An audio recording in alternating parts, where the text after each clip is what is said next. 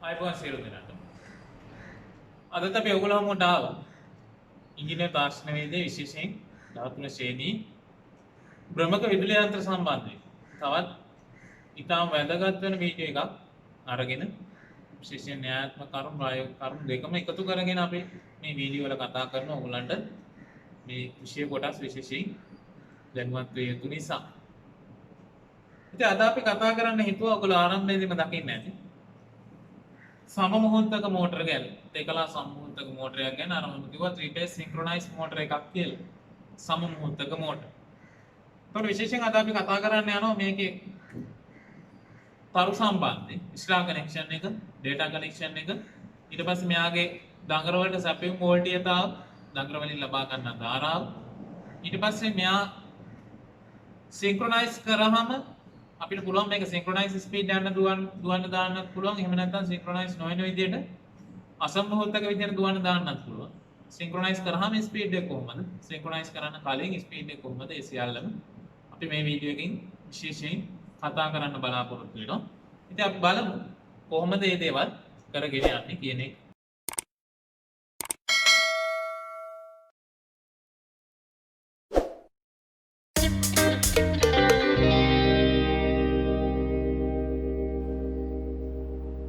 අපි ඒතර කතා කළා සමමුහුර්තක මෝටරේ ගැන කතා කරන්න යන්නේ කියලා. ඒතකොට සමමුහුර්තක මෝටරයක් කියන්නේ මොකක්ද? ඔක විශේෂයෙන් දැනගන්න. අර මම කිව්වා මේ පේරණ මෝටර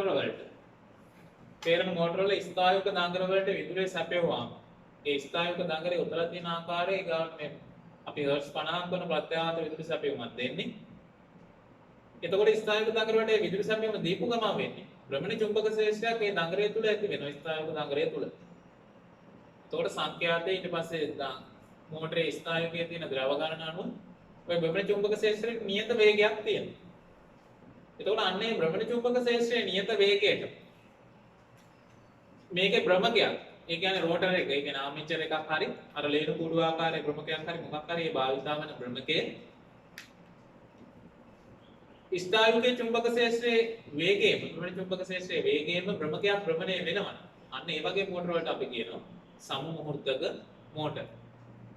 එතකොට ගොඩක් වෙලාවට සිංගල් phase වේවා 3 phase වේවා ඉන්ඩක්ෂන් මෝටරයක් ගත්තාම ගොඩක් වෙලාවට සමමුහුර්තක වේගයෙන් ක්‍රියාත්මක වෙන්නේ නෑ. සමමුහුර්තක වේගයට අපි පත් කරන්න විශේෂ ක්‍රමවේද කරන්න ඕනේ. ඒකට ඔන්න එහෙනම් සමමුහුර්තක මෝටරයක් කියන්නේ මොකක්ද කියලා අපි දන්නවා. ස්ථායුකයේ භ්‍රමණ චුම්බක ශේෂ්ත්‍රයේ ඇති වෙන වේගයට සමාන වේගයකින් භ්‍රමකයේ භ්‍රමණය වෙන මෝටර. ඒතකොට මේකේ තියෙන විශේෂත්වය තමයි නියත වේගයක් මෝටරයෙන් ලබා ගන්න පුළුවන්. සමමුහුර්තක මෝටර ගොඩක් වෙලාවට භාවිතා වෙන්නේ ඔයගොල්ලෝ දැකලා ඇති ලොකු අර යාන්ත්‍රික ඔරලෝසු කණු තියෙන. ගොඩාක් ලොකු ඔරලෝසු. අන්න ඒ වගේම තප්පර කටු එහෙම කරපුවාම මොකද හේතුව නියත වේගයක් තියෙනවනේ. එහෙම නැත්නම් වෙන්නේ මොකද්ද? අනිවාර්යෙන් වෙලාව වෙනසකටපත් වෙනවා. අන්න ඒ වගේ නියත වේගයක් අවශ්‍ය. ඒ වගේ ලොකු ඔරලෝසු වලට. ඊට අමතරව ස්වයංක්‍රීය මැෂින් තියෙනවා විශේෂයෙන්ම රොබෝ තාක්ෂණයෙන් ක්‍රියාත්මක වෙන්නේ. අපි කියනවා අර ඇක්චුවේටර්ස් කියලා. රොබෝ තාක්ෂණය රොබෝ අර්ථයෙන් ඒගොල්ලන්ගේ නියත වේගයක් තියෙන්න ඕනේ මේ මැෂින් ක්‍රියාත්මක කරන්න. අන්න ඒ වගේ තැන්වල සමමුහුර්තක මෝටර භාවිතා වෙනවා. ඒතර වාසිය තමයි මොකද්ද? මේ මෝටරේ ඉහළ ව්‍යාවර්තයක් තියෙනවා. ඊට අමතරව ලෝඩ් එකක් එක ක්‍රියාත්මක වෙනකොට වේගය වෙනස් නොවි නියතව වේගය මෙයා පවත්වාගෙන යනවා. එතකොට මේ සමමුහුර්තක මෝටරයක භ්‍රමකය ගත්තාම විශේෂයෙන් සාමාන්‍ය මෝටරයකට වඩා වෙනසක් තියෙනවා මේකේ මේ භ්‍රමකයේ. මේකේ සමහර වර්ග තියෙනවා ලේන කුඩු ආකාරයට හදලා හැබැයි ලේන කුඩු ආකාරයට විතරක් භ්‍රමකය හැදුවා නම් අනිවාර්යයෙන් සමමුහුර්තක වෙන්නේ නැහැ අසමමුහුර්තක වෙනවා. මොකද හේතුව වේගය අඩු වෙනවා. අර මම කිව්වා ලෙස්සුමක් එනවා. ලේන කුඩු ආකාරයට හදලා ඒකේ දාලා තියෙනවා. ඒ ලේන කුඩු ආකාරයේ භ්‍රමකය ඇතුළේම ආමේචර් දඟල. ඒතකොට මුලින්ම ඒ වගේ මෝටරයක නම් ක්‍රියා ආරම්භ වෙන්නේ සාමාන්‍ය තේරණ මෝටරයක් වගේමයි අසමමුහුර්තක මෝටරයක් විදිහට. එහෙම ආරම්භ වෙලා කිසියම් වේගයකට ආවට පස්සේ මොකද කරන්නේ? අර ඇතුලේ තියෙන දඟර වලට විදුලි සැපයීමක් දෙනවා. එහෙම නැත්නම් ඒ දඟර වයින්ඩින් අග්‍ර දෙක එළියෙන් ලුහුවත් කරනවා. ලුහුවත් කළාම අර දඟර වල විදුලියක් ඇති වෙලා නියත වේගයක් බවට පත් වෙනවා. සමහර භ්‍රමක තියෙනවා මේ සමමුහුර්තක මෝටර වල රෝටර් එකේ තියෙන පර්මනන්ට් මැග්නට්. එතකොට අපි දන්නවා රෝටර් එකේ ස්ථිර චුම්බක ශේෂ්ත්‍රයක් තියෙනවා. වටේ තියෙන ස්ථායුකයේ භ්‍රමණ චුම්බක ශේෂ්ත්‍රයක් ඇති වෙනවා. එතකොට අර ඇතුලේ ස්ථායුක චුම්බක ඇතුලේ රෝටර් එකේ තියෙන භ්‍රමකයේ තියෙන චුම්බක ශේෂ්ත්‍රය ස්ථිර හෝ විද්‍යුත් චුම්බක ශේෂ්ත්‍රයේ චුම්බක දැවයක අර ස්ථායුකයේ ඇතිවන භ්‍රමණ චුම්බක ශේෂ්ත්‍රයේ විජාතීය ද්‍රවය. අපි කිව්වා සජාතීය ද්‍රව හැම වෙලේම විකර්ෂණය වෙනවා, විජාතීය ද්‍රව ආකර්ෂණය වෙනවා. ආකර්ෂණය වුණාම මොකද වෙන්නේ? අර ස්ථායුකයේ භ්‍රමණ චුම්බක ශේෂ්ත්‍රයේ වේගයෙන් භ්‍රමකයේ චුම්බක ශේෂ්ත්‍රය භ්‍රමණය වෙනවා. ඔයගලන්ට පැහැදිලි උදාහරණයක් ගත්තොත් පහසු වෙන. හිතන්නකෝ අර රිලේ ට්‍රැක් එකක් කියලා ග්‍රවුන්ඩ් එක මීටර 400 ට්‍රැක් එකක ළඟම ට්‍රැක් දෙකේ දෙන්නේ අත් අල්ලගෙන දිවුවා. එකම වේගයෙන් අත් අල්ලගෙන දිවුවොත් අපි දන්නවා ආරම්භය අවසානයේ දෙන්නගෙම වේගයේ කිසිම වෙනසක් නැහැ, සමානයි. ඒ වගේ දෙයක් තමයි මෙතනත් වෙන්නේ. එතකොට ස්ථායුකයේ ඇතිවන භ්‍රමණ චුම්බක ශේෂ්ත්‍රයේ වේගයෙන් භ්‍රමකයේ චුම්බක ද්‍රවත් ලොක් වෙලා ඒ වේගයෙන්ම භ්‍රමකයක් කරකවනවා මේ මෝටර වල. ඔන්න එතකොට සැකස්ම ගැන පැහැදිලි නැති ඕගොල්ලෝ.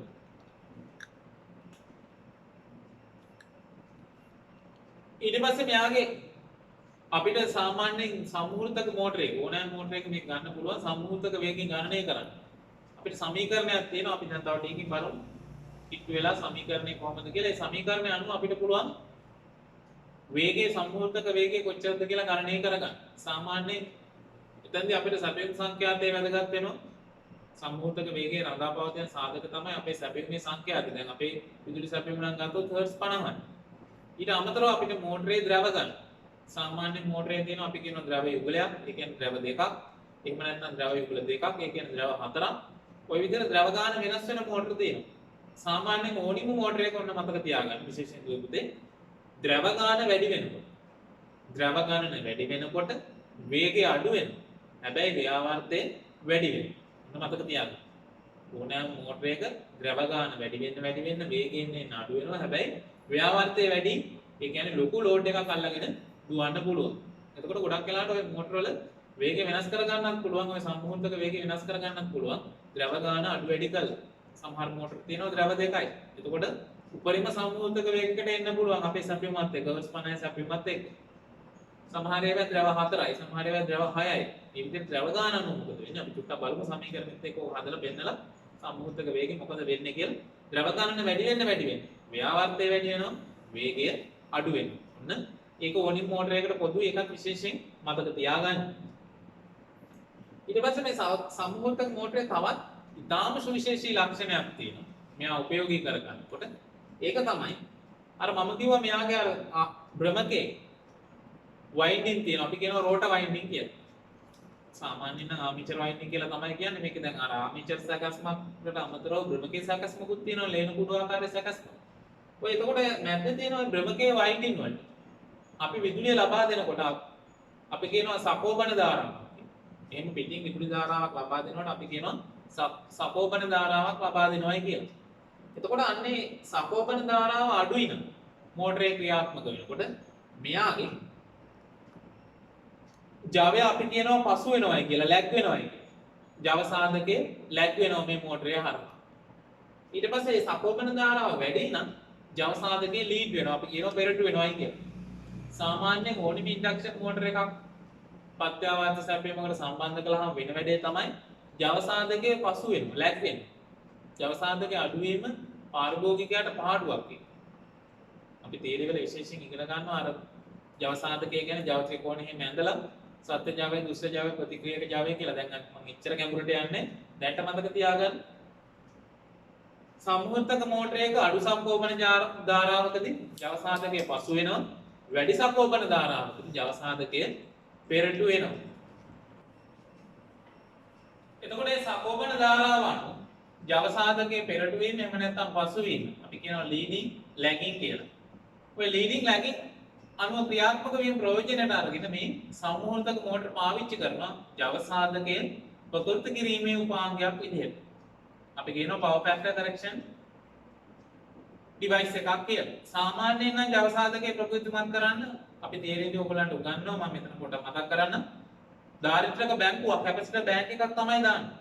මොකද අර මම කිව්වා අනිවාර්යෙන් ප්‍රේරකයක් සම්බන්ධ කරනකොට ප්‍රත්‍යවශ්‍ය සැපයුමකට ජව සාධකයේ පසු වෙනවා, ලැග් වෙනවා. මේ ලැග් වෙච්ච ටික අපහු ලින්ක් කරලා දෙන්න ඕනේ. මොකද හේතුව ජව සාධකයේ සාමාන්‍යයෙන් තියෙන්න ඕනි තියෙන සීමාව තමයි 1 සහ 0. එක්ක ජව සාධකයේ තියෙන එකේ එහෙම නැත්නම් බිඳුව. ජව සාධක එකයි කියන්නේ හොඳටම හොඳයි. අපි නියම ජවයේ ඒ කියන්නේ ඇත්ත ජවයම ප්‍රයෝජනෙට ගන්නවා. එතකොට අපි ඒ ප්‍රයෝජනෙට ගත්ත ජවයට තමයි මුදල් ගෙවන්නේ. ජව සාධක අඩු වෙනවා කියන්නේ ඇත්තටම අපිට පාඩුවේ මොකද හේතුව අපි මුදල් ගෙවුවට එච්චර ජවයක් අපි ප්‍රයෝජනෙට අරන් නැහැ. ඒතකොට සාමාන්‍ය ප්‍රේරණ මෝටර සම්බන්ධ කරන්න ඔය ජව සාධක එකේ ඉඳලා 0.9 0.8 0.7 6 ඔය විදිහට අර ලොකු මෝටර දාන කම්පැනි වල ඉන්ඩක්ෂන් මෝටර දාන ජව සාධකයෙන් මොකද වෙන්නේ? ලැග් වෙනවා. එතකොට මෙයා දාගත්තොත් මේ සම්මුර්ථක මෝටරයක් දැම්මොත් අර ඉන්ඩක්ෂන් මෝටර 5කට විතර අන්න මොකද වෙන්නේ? මෙයාට වැඩි සක්වමන ධාරාවක් දීලා අපිට පුළුවන් ජව සාධකේ අර ලැග් වෙච්ච ටික ආපහු ලීඩ් කරගන්න. එහෙනම් ඔන්න සුවිශේෂීම කාර්යයක් පරමාණුමය භාවිතයෙන් සම්මුර්ථක මෝටරේ අපි කිව්වා මොකද්ද? ජව සාධකයේ ප්‍රකෘතිමත් කිරීමේ උපාංගයක් විදියට අපිට මෙයාව යොදා ගන්න පුළුවන්. ඉතින් අපි පොඩ්ඩක් බලමු කිට්ටුවට ඇදලා. මෙයා කොහොමද වයින්ඩ් ටික අපි අඳුනගන්නේ? ඊට පස්සේ සම්මුර්ථක වේගය කොහොමද ගණනය කරන්නේ? ඊට පස්සේ මේ සැපෙවත් එක්ක සම්බන්ධ කරලා ක්‍රියාකාරී වෝල්ටේජ් සහ ක්‍රියාකාරී ධාරාව ඒ ටික කොහොමද ලබා ගන්න කියන එක බලන්න. එතකොට ඔයගලන්ට පේනවා මේකේ 3 phase synchronized motor කියලා ගහලා තියෙනවා මෙයාගේ නම. ඊට පස්සේ මෙතන විස්තරය අපි බලුවොත් ක්‍රියාකාරී වෝල්ටේජ් තව වෝල්ට් AC 380යි, Java වෝල්ට් 90යි. කරන්ට් එක ඇම්පියර් 1.2ක් ගන්නවා. ස්පීඩ් එක 1500යි. RPM ඒ කියන්නේ synchronized ස්පීඩ් එක තමයි මේ දාලා තියෙන සම්මුහූර්තක වේගය. දඟර ගත්තොත් මේ පළවෙනි දඟරේ C1 C2 කියලා නම් කරලා තියෙනවා. දෙවෙනි දඟරේ B1 B2 කියලා නම් කරලා තියෙනවා. තුන්වෙනි දඟරේ A1 A2 කියලා නම් කරලා තියෙනවා. ඊගාවට මේ ෂන්ට් වයින්ඩින් එක අර මම කිව්වා ආමේචර් එකට වයින්ඩින් එකක් ඔතලා තියෙනවා කියලා. විදුලි සැපයීමක් දීලා චුම්බකත්වයක් අවශ්‍ය නම් ඇති කරන්න. එහෙම නැත්නම් ඒකම ෂෝට් කරලා ලුහුවත් කරලා තව අර චුම්බකත්වය වැඩි කරගන්න. අන්න ඒ ෂන්ට් වයින්ඩින් එක DC වෝල්ට් 24කින් ක්‍රියාත්මක වෙන ෂන්ට් වයින්ඩින් එක මෙතන තියෙනවා. එතකොට ඔයගලන්ට පැහැදිලි. එතකොට අපිට මෙයා ස්ටාර් කනෙක්ෂන් එහෙම නැත්නම් ඩෙල්ටා කනෙක්ෂන් දාලා මෝටරේ ඔන් කරලා ක්‍රියාත්මක කරලා ඊට පස්සේ පුළුවන් මේ ෂන්ට් එක ෂෝට් කරන්න. සාමාන්‍යයෙන් මෙහෙම තියෙද්දි අපි කියනවා ඕපන් වෙලා තියෙන්නේ. එතකොට දඟරේ අර බ්‍රහ්මකයේ තියෙන දඟරවල වෝල්ටේජ් තව ප්‍රේරණය වෙලා කරන්ට් එකක් ඇති වුණාට ඉන්ඩියුස් වුණාට ධාරාවක් ගලන්නේ නැහැ. ඇයි? මේ අග්‍ර ලුහුවත් වෙලා නැහැ. එතකොට මෙයාට චුම්බක ක්ෂේත්‍රය ලබා දීලා විදුලි සැපයීම දුන්නාම චුම්බක ක්ෂේත්‍රය ඇති වෙනවා. මේ භ්‍රමණ චුම්බක ක්ෂේත්‍රය ඇති වුණාට පස්සේ ටිකක් වෙලා ගියාට පස්සේ අපිට පුළුවන් මේ ෂන්ට් එකේ අග්‍ර දෙක ලුහුවත් කරන්න. ලුහුවත් කළාම මොකද වෙන්නේ? අර බ්‍රහ්මකයේ චුම්බකත්වය වැඩි වෙලා බ්‍රහ්මකයේ සහ ස්ථායුකයේ චුම්බක ද්‍රවවල විජාතීය ද්‍රවවල ඔක් වෙලා සම්මුර්ථක වේගයෙන් මෙයා කැරකෙනවා. එතකොට අපිට ඒකත් බලාගත්ත හැකි. අර විශේෂයෙන් මම කිව්වා සම්මුර්ථක වේගය සම්බන්ධ සමීකරණය. මම ලියන්නම් මෙතන. ප්‍රධාන සමීකරණය තමයි ns සමානයි 120 වරක් f යට p. මේක තමයි සම්මුර්ථක වේගය සම්බන්ධ ප්‍රධාන සමීකරණය. එතකොට මේ ns කියන්නේ සම්මුර්ථක වේගය. synchronized speed කියන එක තමයි ns කියලා අරන් තියෙන්නේ. 120 නියතයක්. මේ f කියන්නේ සැපයුම් සංඛ්‍යාතයේ frequency එක. අපේ සැපුවේ නම් Hz 50ක සංඛ්‍යාතයක් තියෙනවා. එතකොට මෙතනට ආදේශ වෙන්නේ 50. සැපයුම් සංඛ්‍යාතය අනුව මේක වෙනස් වෙනවා. ඊට පස්සේ p කියන්නේ ද්‍රව ගණන. ද්‍රව කීයක් තියෙනවද? එතකොට අපි උදාහරණයක් ගමුකෝ ද්‍රව දෙකක මෝටරයක් කියලා. සාමාන්‍යයෙන් අඩුම ද්‍රව ගණන ද්‍රව දෙකයි තියෙන්න පුළුවන් මෝටරයක. එතකොට සම්මුර්ථක වේගය අපි ගමු හර්ට්ස් 50ක සැපයුමකට. එහෙනම් මම හදනවා 120 වැඩි කිරීම 50 බෙදීම 2. එතකොට අපිට එනවා කවුද? සම්මුර්ථක වේගය. එතකොට 120 වරක් 50. එතකොට මම මේ පැත්තට ගන්නවා. 0.0යි 10.1ක් ඉතිරි. එතකොට ඔයගලන්ට පේනවා 6000 බෙදීම 2 ඒ කියන්නේ RPM 3000 තමයි උපරිම ලබන්න පුළුවන් ද්‍රව දෙකක් තියෙන මෝටරයකට සම්මුර්ථක වේගය. ඕක ද්‍රව 4ක් වුණොත් එතකොට 6000 බෙදීම 4 ඔයගලන්ට පේනවා 1500යි. එතකොට මේ 1500 RPM එක අනුව මේ මෝටරේ අපිට හිතාගත්ත හැකි මේකේ ද්‍රව 4ක් නිර්මාණය වෙනවා. ඒ කියන්නේ යුගල වශයෙන් ගත්තා නම් ද්‍රව යුගල දෙකක්. පැහැදිලි නේද? දැන් ඔයගලන්ට බලන්න ඕනේ නේද අර සමීකරණය ආදේශ කළා මම මෙතනින් හදාගත්තා. ද්‍රව දෙකක් වෙනකොට RPM එක උපරිම යන්න පුළුවන් 3000යි. ද්‍රව හතරක් වෙනකොට 1500යි. ද්‍රව හයක් වෙනකොට 1000යි. අටක් වෙනකොට 750යි. ඔය විදිහට ක්‍රමානුකූලව ද්‍රව ගාන වැඩි වෙන ඕගලන්ට පේනවා. වේගය එන්න අඩු වේගෙන යනවා. හැබැයි මම කිව්වා වේගය අඩු වුණාට ගැටලුවක් නැහැ. ව්‍යාවර්තය ඊටාම වැඩි. ඒතකොට ලොකු ව්‍යාවර්තයක් අවශ්‍ය තැන් වලට මේ ද්‍රව ගාන වැඩි කරලා මේ හර්ට්ස් 50ක අපේ සැපයුමත් එක්කයි මේක සම්බන්ධ කරලා අපි ගන්න එකලේ. මෙතන හර්ට්ස් 50 එකතු කරලා ඒතකොට අපිට පුළුවන් ද්‍රව ගාන අඩු වැඩි කරලා වේගයත් අඩු වැඩි කරගන්න. එතකොට මේකේ ද්‍රව හතරක් තියෙනවා කියලා අර මම කිව්වේ මේ මෝටරේ. මොකද හේතුව මේකේ RPM එක අපිට ගහලා තිබුණේ 1500. එතකොට ද්‍රව හතරක් තියෙනවා. එතකොට විශේෂයෙන් මේ මෝටර වල වේගය ඔය ඉන්ඩක්ෂන් මෝටර වල වේගය අඩු වැඩි කරන්නත් මෙන්න මෙතනින්ම අපිට එකක් පොඩ්ඩක් කතා කරන්න පුළුවන්. එක්ක ද්‍රව ගාන අඩු වැඩි කරන්න ඕනේ. එහෙම නැත්නම් සංඛ්‍යාතය වෙනස් කරන්න ඕනේ. ගොඩක් වෙලාවට ද්‍රව ගාන වෙනස් කිරීම මේ කියන්නේ යාන්ත්‍රිකව කරන්න තියෙන වැඩක්. සමහර අවස්ථාවල මේක පාවිච්චි වෙනවා. ඒත් වැඩිපුරම තියෙන්නේ අපි කියනවා variable frequency driver කියලා. මේ සංඛ්‍යාතය වෙනස් කරලා සංඛ්‍යාතය අඩු වැඩි කරලා තමයි මේ ඉන්ඩක්ෂන් මෝටර වල අර භ්‍රමණ චුම්බක ක්ෂේත්‍රයේ වේගය අඩු වැඩි කරගෙන ඊට සාපේක්ෂව භ්‍රමකයේ වේගය අඩු වැඩි කරගන්න. ඒකත් ඔන්න මතක තියාගන්න. ඊගොඩ අපි බලමු කොහොමද මෙයාව මුලින්ම ඩෙල්ටා කනෙක්ෂන් එකෙන් ස්ටාර් කනෙක්ෂන් එකෙන් අපි මෙයාව සම්බන්ධ කරලා සැපයුමට අපි RPM එක බලමු. ඊට පස්සේ කිසියම් වේගයකට කරකැවෙන්න දීලා අපි මෙයාව මේ ෂන්ට් වයින්ඩින් එක ලුහුවත් කරලා අපි බලමු නියත RPM එකකට මෙයා එනවද කියලා. දැන් මේකේ ඔයගොල්ලන්ට පේනවා මේ A2 B2 C2 කියන්නේ මේ දඟරවල අවසාන ලක්ෂ 3. ඒතකොට ස්ටාර් කනෙක්ෂන් එකේ දාන්න ඕන හින්දා මම A2 B2 ට කනෙක්ට් කරනවා B2 C2 ට කනෙක්ට් කරනවා. කනෙක්ට් කළා මෙතෙන්දී නියුට්‍රල් එක දෙන්නත් පුළුවන් නොදී ඉන්නත් පුළුවන් ගැටලුවක් නැහැ. අපි නියුට්‍රල් එක දුන්නා නැතා කියලා ගැටලුවක් නැහැ. ඊට පස්සේ මෙතනින් C1 කියන්නේ පළවෙනි සජීවී රැහැන, B1 දෙවෙනි සජීවී රැහැන, A1 කියන්නේ තුන්වෙනි සජීවී රැහැන. අපි එක්මනේ වයර් කරගමු. මුලින්ම මම කරන්නේ මේ A2 සම්බන්ධ කරනවා B2 ට. ඊට පස්සේ B2 සම්බන්ධ කරනවා මෙතනින්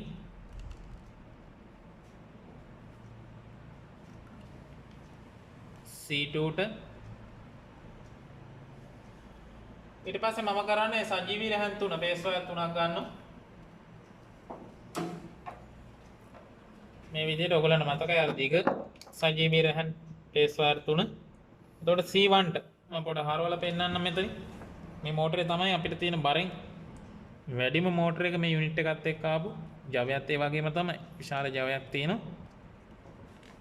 විශාල ව්‍යාවර්තයකුත් තියෙනවා. එතකොට ඔන්න C1 ට පළවෙනි පේස් එක දුන්නා, පේස් වයර් එක දුන්නා. A1 ට තුන්වෙනි පේස් එක දුන්නා. B1 ට දෙවෙනි පේස් වයර් එක දුන්නා. දැන් ඔයගලන්ට පැහැදිලි නගර තුනේම අවසාන ලක්ෂ 3 එකතු කළා ආරම්භක ලක්ෂ 3ට පේස් 3 දුන්නා. දීලා මම කරන්නේ මේ පැනල් එකට හයි කර ගන්නවා. එතකොට මේ පළවෙනි පේස් එක, මෙතන දෙවෙනි පේස් එක, මෙයා තුන්වෙනි පේස් එක. ඊගාවට අර මම කිව්වා මේ ආමිචර් වයින්ඩින් එක. මෙතන මෝටරේ අර ෂන්ට් වයින්ඩින් එකක් තියෙනවා. DC වෝල්ට් 24කින් ක්‍රියාත්මක වෙන. ඒකේ එක අග්‍රයකට වයර් එකක් දාලා තියාගන්නවා. මොකද හේතුව විශේෂයෙන් මේ මෝටර් කන්ට්‍රෝල් යුනිට් එක පාවිච්චි කරනකොට මේක මතකයේ තියාගන්න. අපිට මේ නිෂ්පාදන ආයතනයේ දීලම තියෙනවා. මෙයාව ස්ටාර් කනෙක්ෂන් එකේ හරි ඩෙල්ටා කනෙක්ෂන් එකේ හරි ඔන් කරලා කිසියම් භ්‍රමණ වේගයකට ආවට පස්සේ මෙන්න මෙයා ලුහුවත් කරන්න කියලා. ෂෝට් කරන්නයි කියලා. එතකන් දැනට මම මේ වයර් එක පැත්තක් විතර සම්බන්ධ කරලා තියාගන්න. ඊට පස්සේ මේ භ්‍රමණය බලන්න ඕගලන්ට ඔන්න මම මැග්නට් එක සම්බන්ධ කළා. චුම්බකය මෙතන සම්බන්ධ කළා. ඒතකොට අපිට පහසුවෙන් භ්‍රමණ දිශාව බලා ගන්න පුළුවන්. අපි බලමු දැන් සැපයුම ඔන් කළා. මෙයාගේ ක්‍රියාකාරීත්වය කොහොමද කියලා ඔන්න මම මෙතන සැපයුම ඔන් කරගන්නවා. ඕගලන්ට ඇහෙනවා අර මේ ඉන්ඩක්ෂන් මෝටර එකට වඩා ටිකක් සද්දේ. මොකද මෝටරේ ප්‍රමාණෙත් එක්ක ජවයත් එක්ක සද්දේ තියෙනවා. ඔයගලන්ට පේනවා භ්‍රමණ දිශාව. මම සැපයෙන් විසන්ධි කරන්නම් බලන්න භ්‍රමණ දිශාව.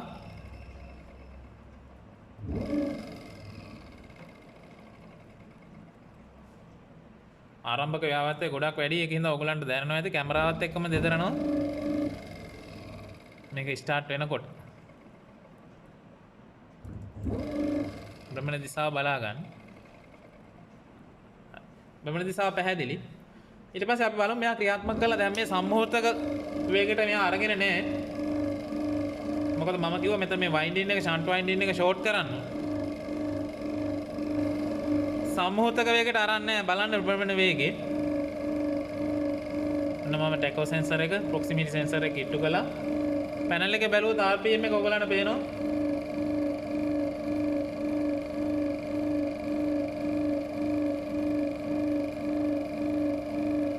එදදාස් 470න් උඩ ආගයක් 75ක් විතර වගේ ආගයක් තමයි අපිට එන්නේ. පොඩ්ඩක් එහා මෙහා වෙනවා. අපි 75යි කියලා ගමු 1475ක් දැනට රෝටර් එකේ වේගය. එතකොට අපිට පේනවා වට 25ක ලෙස්සුමක් තියෙනවා. 1500යි මේකේ වේගය අපිට දාලා තිබුණේ සම්මුහූර්තක වේගය. දැන් භ්‍රමණය වෙන්නේ 1475යි වට 25ක ලෙස්සුමක් තියෙනවා. මේක තාම අපි සම්මුහූර්තක කරලා නැති හින්දා. දැන් ඊගාට බලන්න මම හිමීට කරන වැඩේ. මෙතන මේ ෂන්ට් වයින්ඩින් එකේ මම කිව්වා එක අග්‍රයක් මම මෙතන සම්බන්ධ කරගත්තා.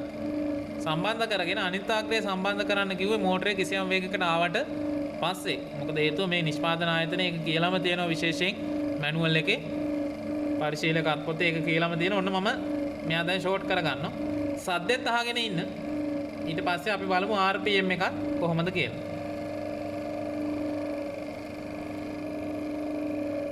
ඔන්න සම්බන්ධ කළා. ඕගලන්ට භ්‍රමණ ශබ්දයේ වෙනසකුත් දැනුණා. දැන් RPM එක අපි බැලුවා.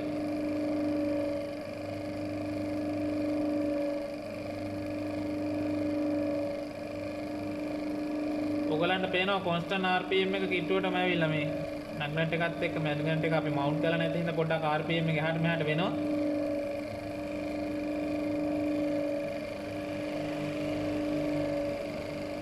RPM මීටරේ දිහා බලාගෙන ඉඳියොත් ඔයගලන්ට පේනවා 1500 RPM එකට මෙයා යනවා.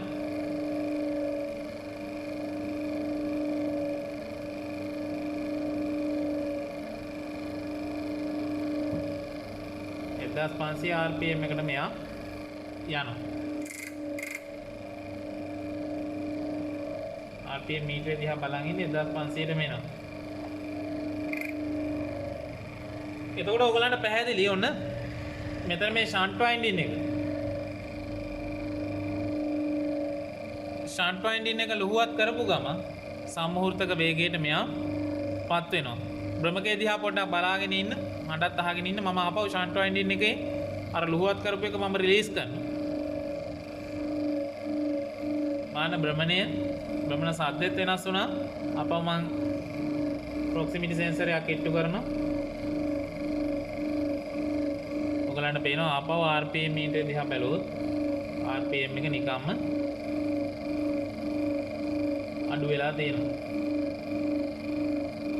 දැන් ඔහොම ඉඳිද්දිම ඔහොම බලාගෙන ඉන්න RPM එක මීටරේ දිහා මම මෙතනින් ආපහු අර ෂන්ට් වයින්ඩින් එක කනෙක්ට් කරනවා. ඔයගොල්ලෝ දකින්න ඇති 1500ට ටක් ගාලා මෝටරේ එනවා RPM එක.